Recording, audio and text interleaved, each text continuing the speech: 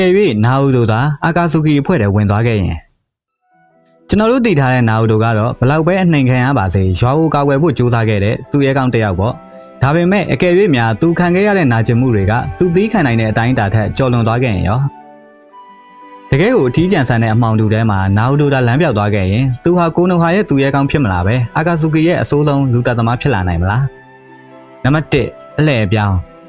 ဒီလမ်းကြောင်းကစတင်ခဲ့တာကတော့ငယ်စဉ်ဘဝတည်းကပါရွာသားတွေရဲ့တပ်ဖြတ်လိုတဲ့အကြည့်တွေအစာမကျွေးပဲနှင်ထုတ်ခံရတာတွေကနာဟူတို့ရဲ့စိတ်ကိုတဖြည်းဖြည်းနဲ့အစိတ်သင့်စေခဲ့ပါတယ်လူတိုင်းကငါ့ကိုအသိမှတ်ပြုအောင်လုပ်မယ်ဆိုတဲ့အတွေးစားဒီလူတွေကိုငါ့လိုပဲနာကျင်အောင်လုပ်မယ်ဆိုတဲ့အတွေးသာဝင်လာခဲ့မယ်ဆိုရင်နာဟူတို့ဟာရွာကနေထွက်ပြေးခဲ့မှာအသေးကြပါပဲအဲ့ဒီအချိန်မှာသူ့ကိုလက်ကမ်းကြိုလို့မဲ့သူကတော့တခြားသူမဟုတ်ပါဘူးအီတာချီနဲ့ကီဆာမေတို့ပဲဖြစ်ပါလိမ့်မယ်နံပါတ်2အဖွဲ့ဝင်ဖြစ်လာခြင်း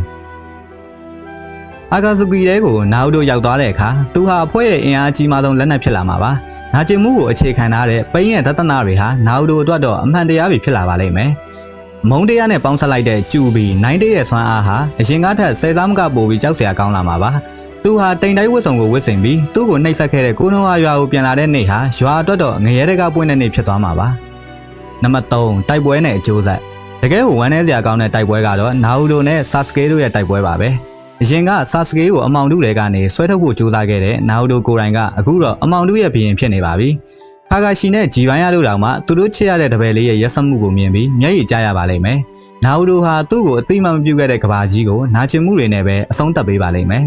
။ဒါတွေကတော့ဖြစ်နိုင်ခြေတစ်ခုဆိုပေမဲ့နာဟူတိုရဲ့အမောင်ပချမ်းဟာကျွန်တော်တို့ထင်ထားတာထက်ပိုပြီးနှက်ဆိုင်ပါတယ်။မိတ်ဆွေတို့ရောဘယ်လိုထင်လဲ။အကယ်၍နာဟူတိုသာဗီလိန်ဖြစ်သွားရင်ဘယ်သူကသူ့ကိုတားဆီးနိုင်မလဲ။ကောမန့်မှာရေးပေးခဲ့ပါဦး။အခုလိုစိတ်ဝင်စားဖို့ကောင်းတဲ့နာဟူတို့အကြောင်းတွေကိုတင်ဆက်ပေးနေရကြောင်းဗီဒီယိုလေးကိုသဘောကျရဆိုရင်တော့ကျွန်တော်တို့ရဲ့ channel လေးကို like and subscribe လုပ်ပေးသွားဖို့လည်းမမေ့ပါနဲ့အောင်ဗျကြည့်ရှုပေးတဲ့သူအားလုံးကိုကျေးဇူးတင်ပါတယ် See you ပါ